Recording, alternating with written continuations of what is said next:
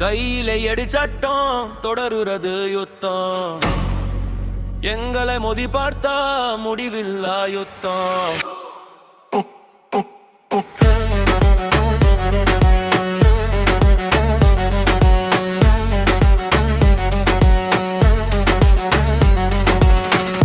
நியாயம் நம்ம ரத்தத்துல ஓடும், அநியாயம் நெருப்புல உருகும்.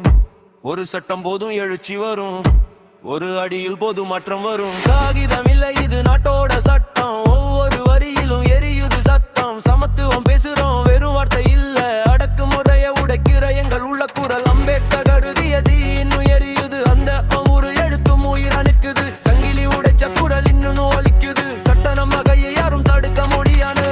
உரிமை தெரிஞ்சவன் தான் உண்மையான ஆளும்.